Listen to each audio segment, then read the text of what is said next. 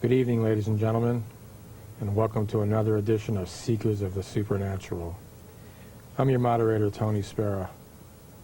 Tonight, we'll be speaking about mysterious places, monsters, and the Count Dracula. I know a lot of you are familiar with the Dracula movies with Bela Lugosi, Lon Chaney Jr., those kind of things. Is that Hollywood fantasy? Is that something just for our entertainment? Or do vampires really exist? Tonight, we're going to answer that question. Ed, I'd like to ask you about vampires just to start right off. Are there such a thing as vampires, and can you tell me an example of one? Positively. Vampires do exist, what we call human vampires. The human vampire is a person who hallucinates, imagines himself as a vampire, and takes on that role.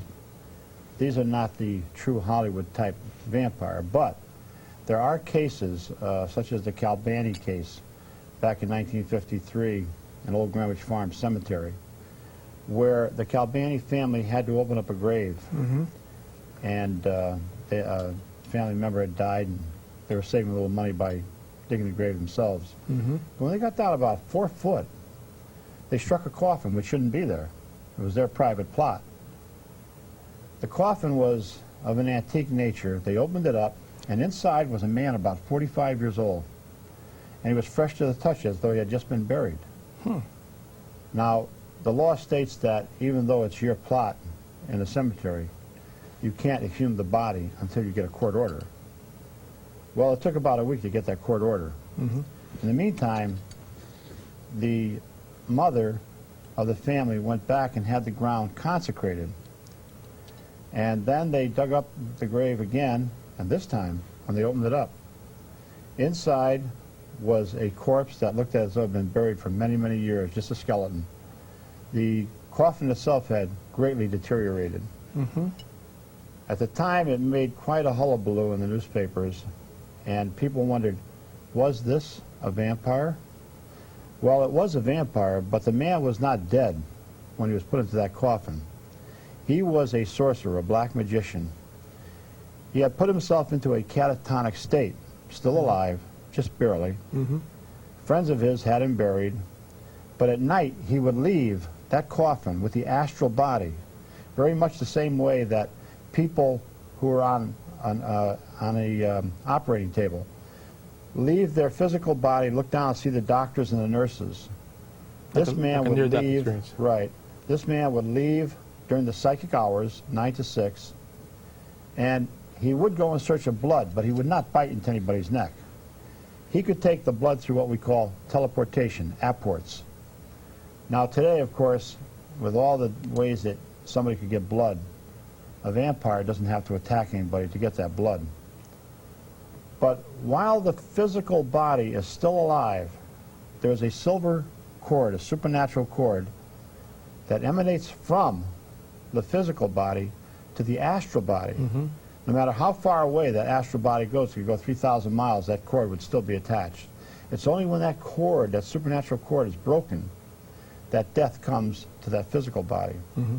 The blood that the vampire would get would be transferred through that cord, that silver cord, much like a straw, would go back into the physical body, which was in the grave, and this would rejuvenate the body and keep it alive. That's a true vampire today. But, you know, a lot of people wonder about Count Dracula. Well, now we're going to Transylvania. Is there such a place as Transylvania? There is, isn't there? Transylvania is part of Romania. It's in the Carpathian Mountains. In fact, we want to plan a trip probably next year going to the Carpathian Mountains and seeing what's left of Dracula's castle. Oh, wow. And I want you to come with me, Tony. Okay, I'm game. And we will be on an exploring trip there. And I had a very dear friend, we did, Dr. Devendra Varma from India. He had traveled all over the world in search of vampire cases and had written many books, to the extent that he was knighted by the Queen of England for his work in that. Dr. McNally and Dr. Florescu, two professors here in America, had spent 15 years in Romania looking for Castle Dracula.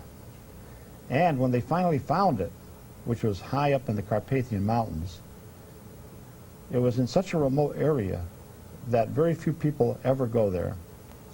Dr. McNally, looking for this castle, had told Lorraine and I that he was so stunned by what they had found and a little shaken up that he didn't really go into the castle ruins because it's high up about maybe 1,000 feet up on top of a mountain. That cliff. was the first year that he found it. He never entered that castle. His son, in fact, after all the years of research, his son entered the castle for the first time before he did because it had such a negative, profound effect on him.